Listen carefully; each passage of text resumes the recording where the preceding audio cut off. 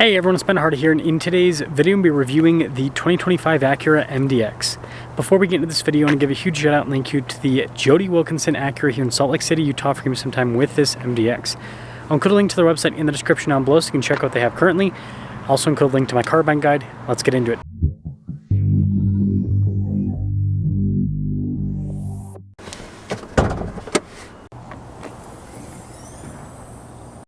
Under the hood we have a naturally aspirated 3.5 liter V6 that goes through a 10-speed. Fuel economy is 19 around town and then 25 on the highway, with power outputs being 290 horsepower and then 267 pound-feet of torque. Before we move forward with this review, I do want to mention if you're into some more videos just like this, then I recommend you subscribe because I post content every single day. So taking a look at the hood, you guys can see all the distinctive lines, especially that one in the center. I think it looks really sharp. And then we got the turn signal indicators down below. Blacked out grille with the Acura logo, and then you can see with the fog lights there at the bottom. Overall, it's a cool look. Now on the side here, our tire wheel setup is 255 by 50 by 20 in the front and over in the rear. And you can see here with the wheels, you've got the metallic gray, pretty cool with the fender flare there. You can see the rest of the trim along the side, and then notice that blacked out trim piece as well. A-Spec badge, you got the blacked out mirror cap and then the window trim, and there's a side profile. And this leads us to the key fob. We have our lock and unlock function. You got the remote start, the opening for the hatch, Acura logo there on the back, and pop it open. Now popping into the rear, the third row is currently folded down, and with the third row folded down, you have a ton of space here in the back. If you have the third row folded up, it kind of ends where you see this seam right here. So it's not massive. You can kind of just visually cut it off. There you go. But I mean, it's pretty typical for most SUVs in this segment. See the outlet there, you've got that closing for the hatch. If you're running space in the third row, again, just like most SUVs in this segment, reserve it for kids. You can fit adults back there in a pinch, but it's not going to be comfortable and cozy like a Tahoe or something. Anyways, press that and that'll lower the hatch down. Pretty cool taillight design here. You can see all the badging on the back, including the A-Spec badge. I like the exhaust tip covers, those are pretty snazzy. But there's the rest of the rear. Now taking a look at the door panel in the back, we've got a sunshade here for the rear passengers. Soft touch trim here at the top. You can see the stitching and all that down below. It's pretty neat with that trim piece that goes across. Speaker for the Bang & Olufsen sound system. And then here are these seats. Nice trim all down the center. You can see the little adjustment there on the side. Popping in.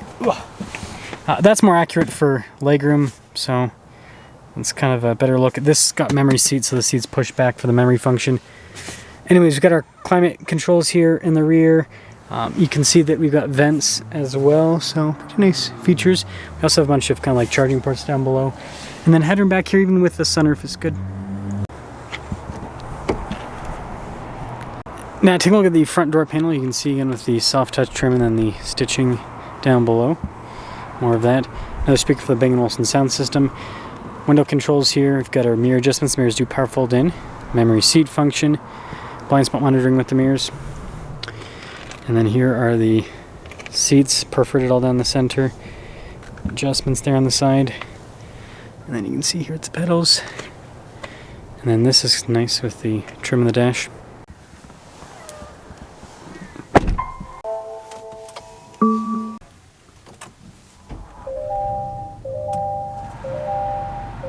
Now taking a look at the steering wheel, you can see soft touch there at the top and at the bottom. Got the A-Spec logo. Perforated trim on either side. Paddle shifters on the back. We got a bunch of practical controls in the front, including for the adaptive cruise control and lane centering. You've got your volume and voice command controls as well. Regular stocks there on the back. Here's a quick look at the gauge cluster. You can scroll through different bits of information with it. Pretty straightforward with the use. It does kind of change with the drive modes, so that's kind of a fun part of the center. Just a backup camera in reverse. Trajectory lines do turn with the steering wheel. And then as for the rest of the infotainment system, quick response time. This is the big change, right? New infotainment system. It's no longer a keypad, it's now a touchscreen. Seems like people have convinced Acura to do that. It does have Apple CarPlay and Android Auto. Nice trim here on the dash, and that kind of continues all across. You can see the blacked out trim down below. And then this is nice with the trim that goes up. And then felt line glove box. Dual zone climate controls here. We've got heated and ventilated seats. with this. You get your drive mode select there in the center too. And by the way, climate zone for the rear too. Forgot about that. Auto stop start with your brake hold. Transmission select here. This little USB port. Got your volume control, and then see the space is kind of freed up here. Wireless phone charging pad. So you've got like the center console here. Nice trim on the top. Regular mirror, and then we've got a panoramic center. So 2025 MDX is kind of hard to see, but 63,450 is the total MSRP on this spec. And let's see how it drives.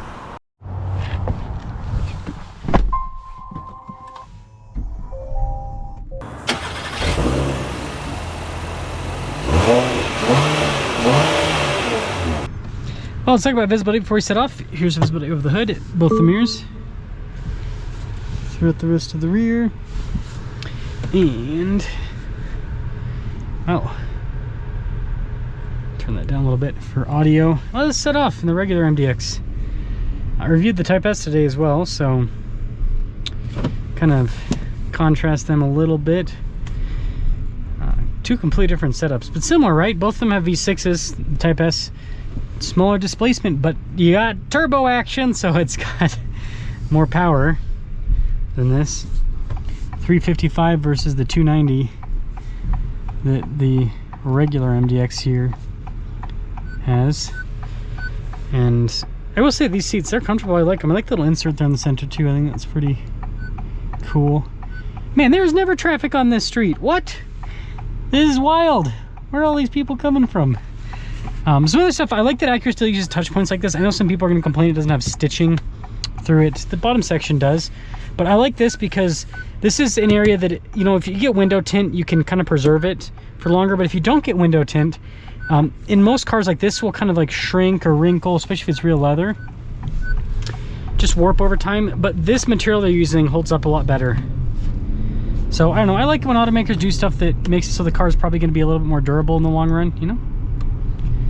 It's kind of a nice thing.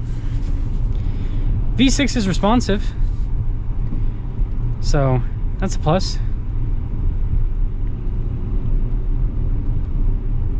Smooth ride. This might be weirdly more comfortable than the Type S.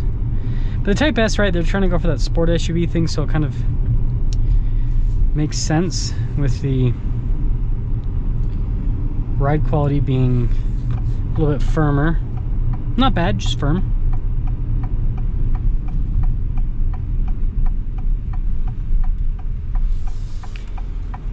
Yes, pretty dang nice.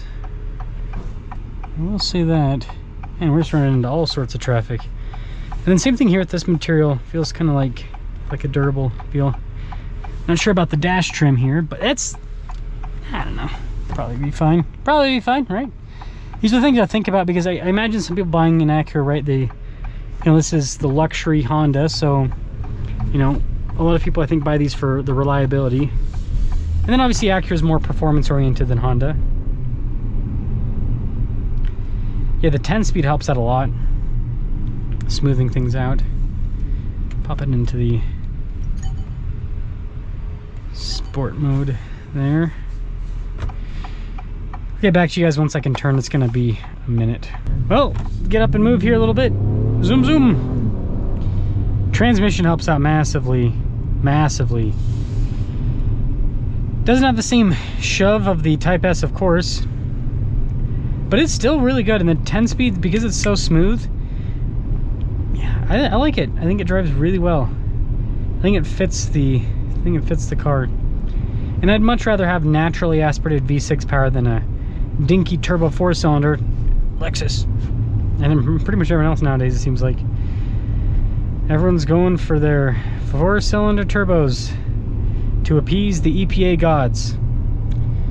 It is what it is. So, overall, touchscreen. All of you that wanted a touchscreen, you got it. Acura caved in. I wonder if Mazda will eventually cave in too, because that's like the biggest complaint on Mazdas is that they don't have a touchscreen, so maybe they will cave in as well. But either way, let me know you guys think about the Acura MDX, but I think it's a really nice 3-row luxury SUV, and it's it's simple, right? Naturally aspirated V6, and so, you know, you don't have to worry about as much as some other cars, right? The German cars that are going to be leaking who knows what in your driveway, right? So that's all.